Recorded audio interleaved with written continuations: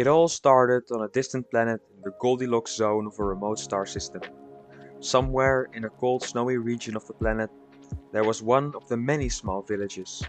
Unlike our civilization, theirs was still stuck in what resembles our medieval era.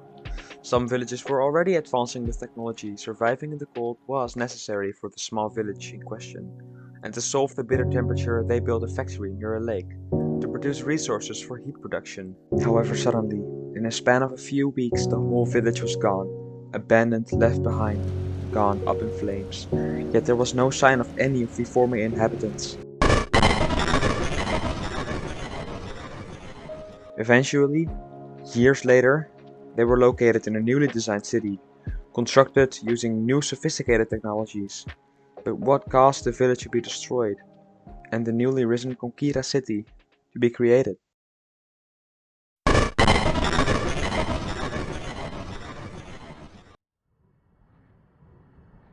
In the same star system the Terran planet is located, a small world is found called Mycelia. The little planet houses many species, but mostly plant-like vegetation. There is one dominant species with a humanoid appearance called the Mycelian. The Mycelian race can be compared to a bee colony, where there is one queen and many brainless workers and drones. The Mycelian race has only one queen, whereas the rest of the species are brainless, genetically identical clones of one another, only designed to serve their master. The master is easily distinguishable from the servants. The servants have black skin with gray tones, while the master has his tones colored in a fluorescent yellow and wears a blue robe. The master is called Unova. Unova is a very powerful ruler of Mycelia. His palace is, as well, the only structure on their home planet. Unova makes use of colonies he started on other planets to create resources to allow his species to thrive. The Mycelian race has a different cellular structure compared to life on Earth. Cells don't naturally age over time, meaning Unova could, in theory, live forever. This has allowed him to continuously advance in technology for thousands of years. Most of these pieces of equipment are found in rooms in his palace. One day, one of the instruments recorded a massive energy spike on a close-by planet. With the readings being off the charts, Unova was immediately notified of this anomaly and set out to discover the cause of the energy outburst.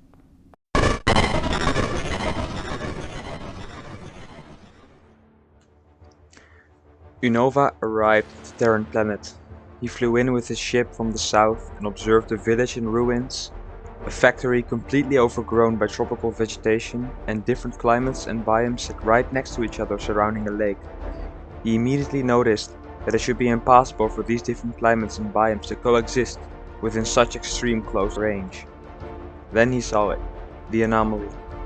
It was not at all something he expected. A giant purple orb covered in cracks and leaking energy was floating in the middle of the lake.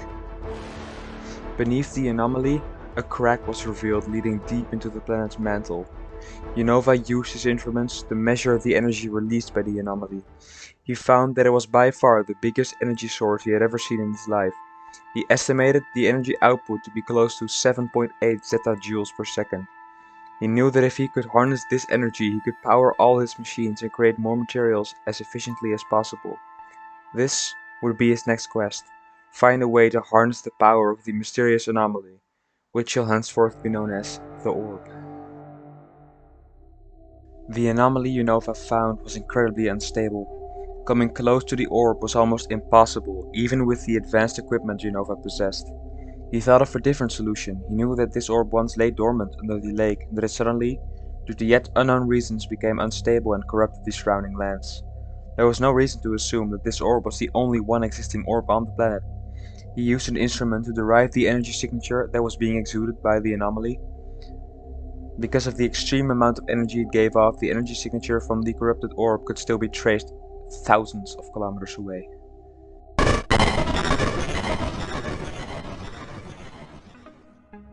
It did not take long before Unova had located another orb on the same planet. It was still dormant under an island made from a mystique purple grass. Unova discovered that the purple grass was caused by the orb's influence. He found that there was still some measurable radiation being sent off by the orb, even while it was supposedly inactive. This island would now be his research base for the coming years.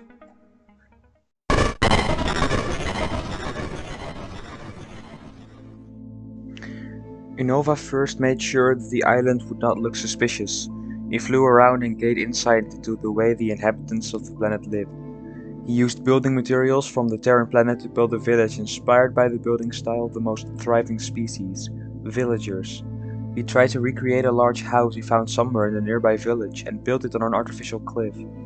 No one would have ever suspected what was located under that same cliff. Located there was the source of his newly discovered energy signature, pointing towards what most likely will be another orb. He eventually reached a sort of black womb while digging, indeed containing another anomaly. This one was still dormant, proving his hypothesis about the purple grass to be correct. He constructed a laboratory centered around the orb. He built the containment area inside the womb with only the part below the orb to be exposed. He left it hanging from a giant chain to keep it in its place. He used the rest of his lab to research the way the purple grass behaved and interacted with normal grass and with other foliage and vegetation. In a staircase in his lab, he created another cloning machine to produce more brainless mycelians to do his bidding. All of the lab was powered by the energy from the orb. However, the lab wasn't the only thing he used the energy for. He created a wormhole inside the orb, leading to an orb-powered portal to his homeworld. He had always known that creating wormholes would be physically possible, but he lacked the right energy. This was now no longer a problem. However, this decision would later come out to a very disturbing realization.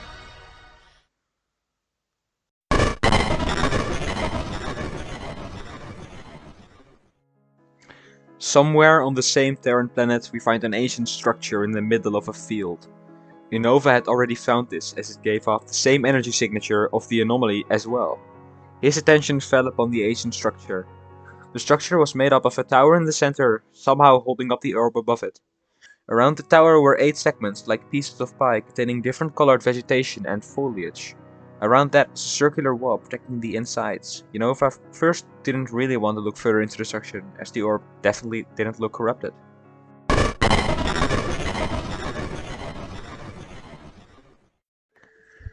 Years into his research, he found himself time to look into the 4th orb. He located a town, which according to signs around the place was called Sustown. At first there was no sign of the orb until he found himself wandering around in the sewers. There was a small artificial aquifer in the center of a dugout room. When he saw a barely noticeable purple hue coming out of the pond, he immediately looked downwards and located another dormant orb. This must have meant that this town's population knew about the existence of the anomaly. Out of his curiosity, he looked around the town for any sign of the orb, other than the orb itself. Eventually, Unova made his way to a small mining settlement, named the Sarkova Mines, where resources were mined for Sustown to use and sell.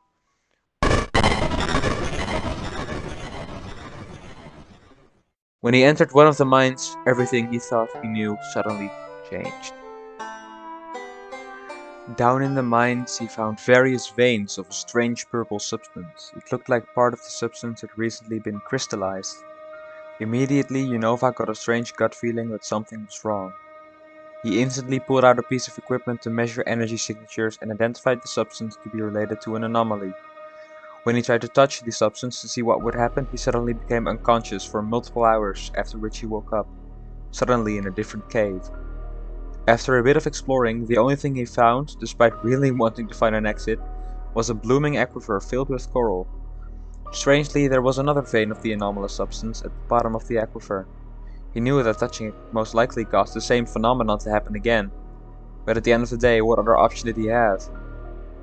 After waking up, this time over half a rotation later, he woke up in what happened to him as a strange crypt. The crypt strangely had the same architecture as the orbital gardens, and scans indeed pointed out that he was in a cave system right beneath the structure. This almost immediately raised concerns. If the orb in this structure was fully contained and safe, how could this have happened? How could he have gotten here? It wouldn't take long before he would find his answer, but first, some other disturbing discoveries were to be made. Deciding to investigate further, he exited the crypts into some kind of room. A human from Earth described the room as the center of a cathedral. Somewhere in the back of his mind, Unova thought he might have seen this room before. Eventually, he left the place wondering if he had indeed seen the structure before. Walking through the other exits of the crypts, he made his way into the cave system, where the ground was the same foliage for mycelia. This immediately raised even more concerns. How could the foliage from his home world ever have made its way to where he was right now? And then, in the center of a room, he found the portal he used to travel between the island and Mycelia. He knew it could not have been the same portal, but how would it get here? Could it be a copy?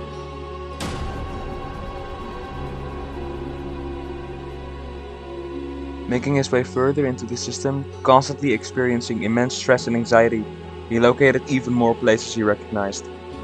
He found a building from the island standing in an aquifer with its pillars.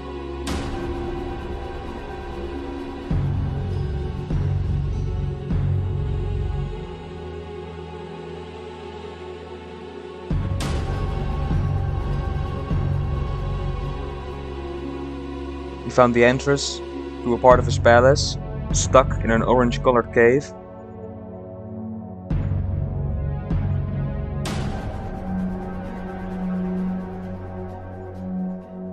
And he found a ship, which should have been placed on a stone factory next to the island, crashed into a sandy cave.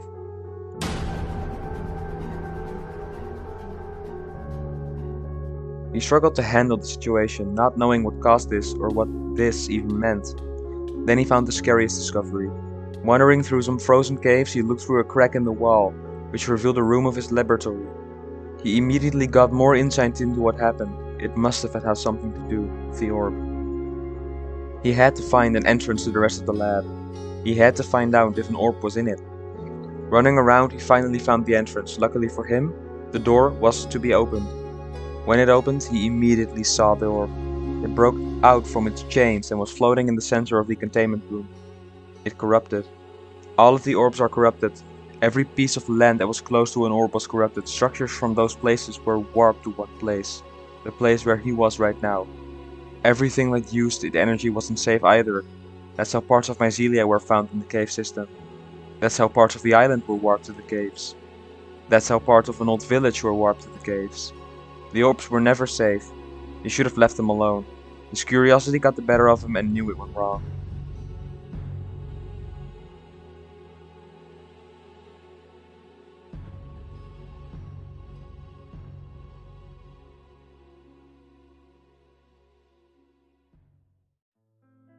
He traveled to the corrupted places and realized the gravity of his mistakes.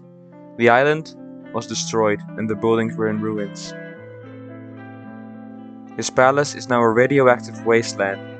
The energy broke loose from the pipes and contaminated the surrounding land, killing all forms of life instantly. Unova reached what was left of Mycelia as the last part of his journey. He saw the flora in his garden rotting and purple glow irradiating from the structures.